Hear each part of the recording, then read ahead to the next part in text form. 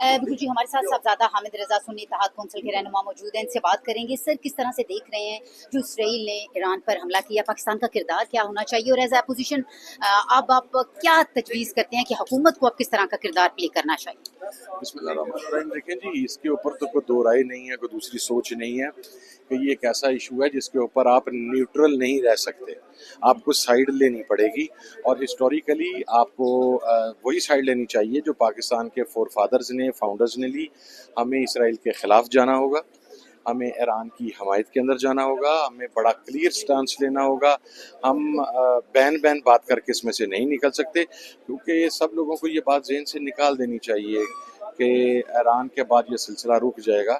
Israel का prime target हमेशा Iran और पाकिस्तान ही रहे हैं, और इस हरकत के बाद किसी स्टेज के ऊपर पाकिस्तान के वाले से भी इसराइल ये बेगैरती करने से बाज नहीं आएगा।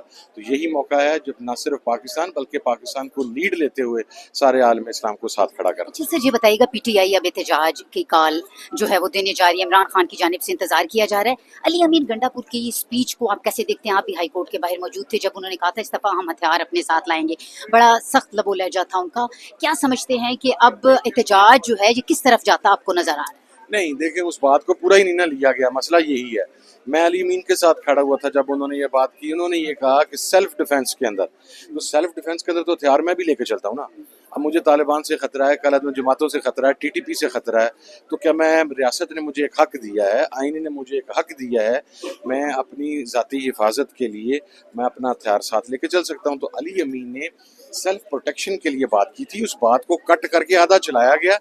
उस बात की जब उन्होंने कहा मैं हथियार लेके आऊँगा, तो साथ उन्होंने ये बात वाज़ह की थी कि मैं सेल्फ डिफेंस के अंदर लेके आऊँगा, अपनी प्रोटेक्शन के लिए अंदर लेके आऊँगा, और फिर अगर कोई गोली मुझे मारेगा तो फिर आइन मुझे आके देता है। तो वो उस बात को तरोड़ मरोड़ कर सियाको सबाक से हट के पेश किया। अच्छा, आपने सुना इनका ये कहना है कि अली अमीन गंडापुर ने जो बयान दिया कि एहतजाज में वो भी हथियारों का इस्तेमाल करेंगे, उस बयान को जो है वो तोड़ मोड़ कर पेश किया गया है, और उनका हरगिज़ भी ये मतलब नहीं था। उनका ये कहना था कि वो सेल्फ डिफेंस में अगर हथियार अपने साथ लाते हैं तो वो लाएंगे, और उसके साथ साथ ये जो दुनिया भर में अमन की कोशिशों को जो है, और अमन के माहौल को जो है ख़राब करने की कोशिश की जा रही है, इसमें भी इनका ये कहना है कि हुकूमत और पाकिस्तान को इसमें वाज़िया मौक़िफ़ जो है वो लेते नजर आती है कि वो किस मुल्क से है। हर मुल्क ऐसा ही होता है, किसी मुल्क का कोई बंदा भी किसी और मुल्क में होता है तो उस मुल्क का जो एक इज्जत है, वकार है, वो डिपेंडेंट होता है उसके ऊपर कि कितनी इज्जत दी जाती है उसको वहाँ पर। इमरान खान ने जो कि पाकिस्तान की खुददारी की, खुद मुख्तारी की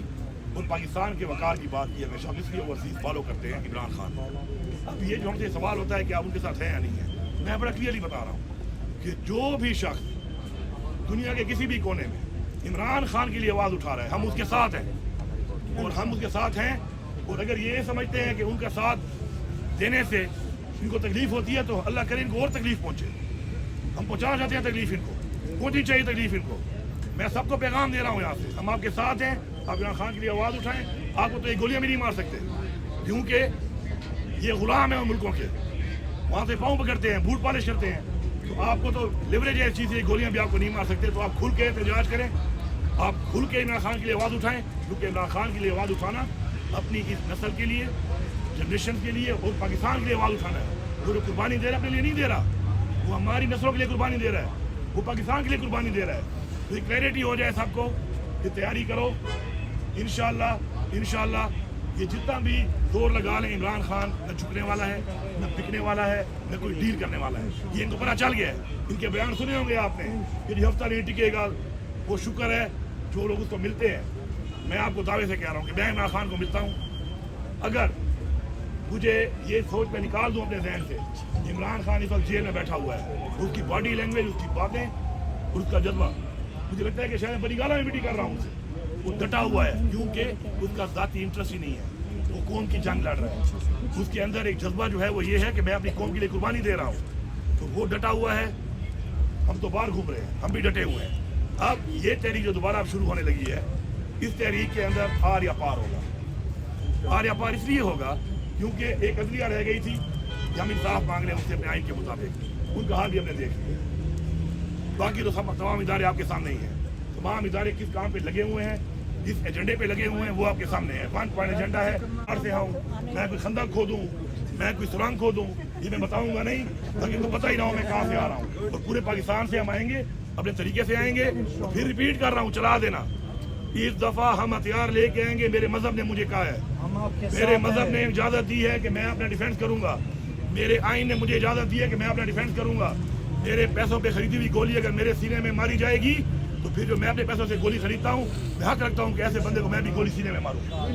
मैं यकीन दिलाता हूँ कि हमारी वाली तो फिर सीने में होगी, इन सब की कमरों में होगी, कमरों में। 16 को गंडापुर साहब 16 को 9th में केस लगे हैं हाई कोर्ट। खान ने कहा इस्लामाबाद में नहीं आना, जो उनका जो प्लान है उसमें इस्लामाबाद शामिल है।